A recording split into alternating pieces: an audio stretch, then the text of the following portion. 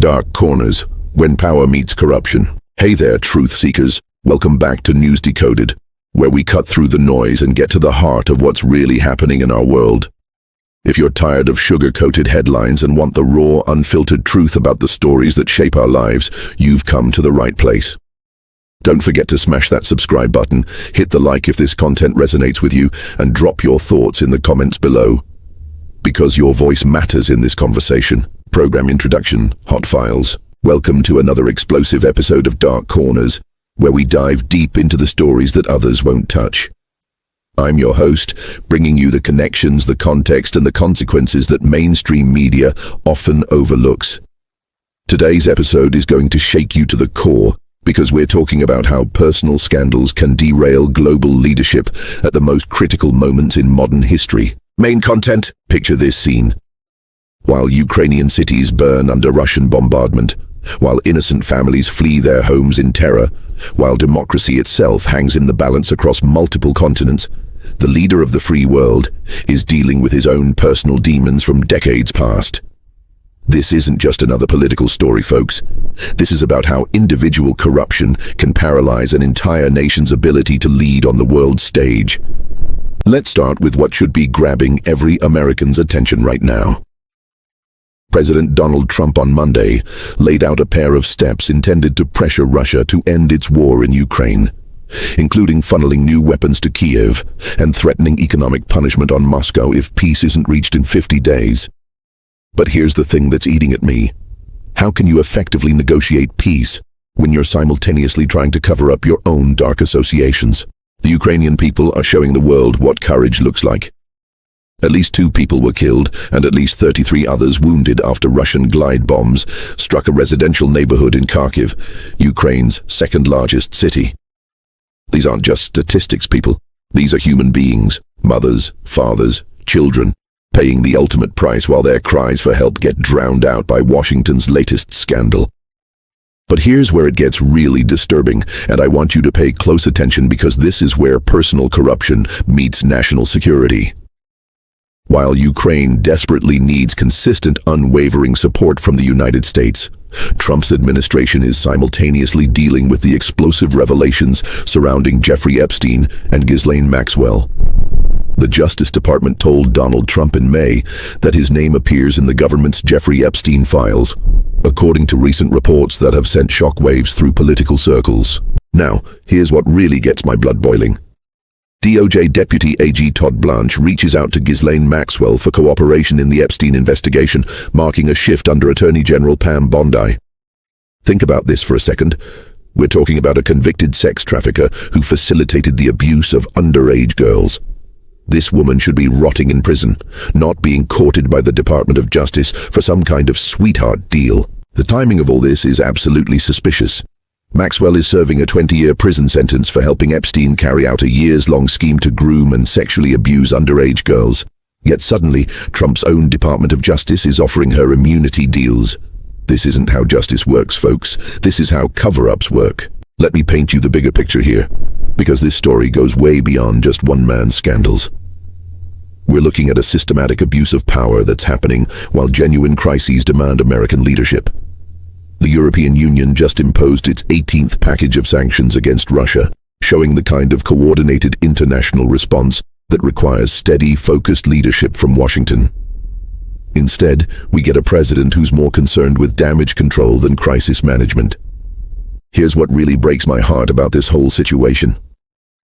While Trump was getting briefed about his connections to Epstein, Ukrainian forces were repelling Russian attacks near settlements that most Americans can't even pronounce. Ukrainian troops stopped 3 Russian attacks near Hryhorivka and Vyimka, showing the kind of bravery that should inspire our leadership, not distract from it. The human cost of this distraction is staggering. Russian shelling, aerial bombs, and drones killed at least 53 civilians in the Donetsk, Dnipropetrovsk, Kherson, Sumy, Kharkiv, Zaporizhia, and Chernivtsi regions. Every single one of those deaths represents a failure of international leadership. A moment when the world's most powerful nation should have been focused on ending suffering, not managing scandals. But here's where it gets even more twisted. Trump's response to questions about potentially pardoning Maxwell tells you everything you need to know about his priorities. When asked directly about clemency for a convicted sex trafficker, his answer wasn't a firm no. It was evasive political speak that left the door wide open. This is the same pattern we've seen before with other controversial pardons, and it shows a level of moral bankruptcy that should terrify every American. The victims in all this, and I mean the real victims, are being silenced while the perpetrators get immunity deals. The survivors of Epstein's abuse network deserve justice, not political calculations. They deserve a Department of Justice that fights for them, not one that cuts deals with their abusers to protect powerful men. Meanwhile, our international allies are watching this circus unfold while trying to maintain unity against genuine threats. The war in Ukraine isn't a theoretical exercise. It's a real-time test of whether democratic nations can stand together against authoritarian aggression. Every day that America's leadership is compromised by personal scandals is another day that gives Putin hope that the Western alliance will crumble. This brings me to something that should make every American furious. We have the most powerful military in the world, the strongest economy, the most advanced technology, all the tools needed to end this conflict in Ukraine decisively. But instead of leveraging that power effectively, we're watching a president who's more concerned with his own legal exposure than with global stability. The pattern here is clear as day, folks. Every time there's a breakthrough moment where American leadership could make a real difference, whether it's in Ukraine, in the Middle East, or in other global hotspots, something from Trump's past mysteriously surfaces to distract attention and dilute focus.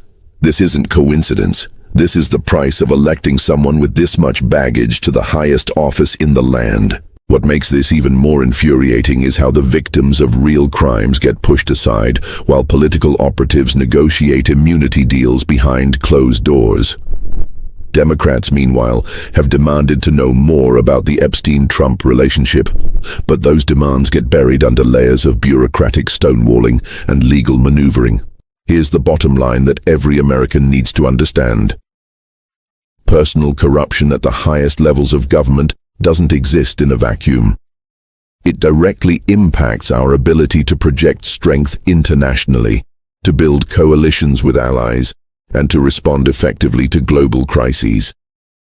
When your president is compromised, your entire foreign policy is compromised. The Ukrainian people didn't ask for this.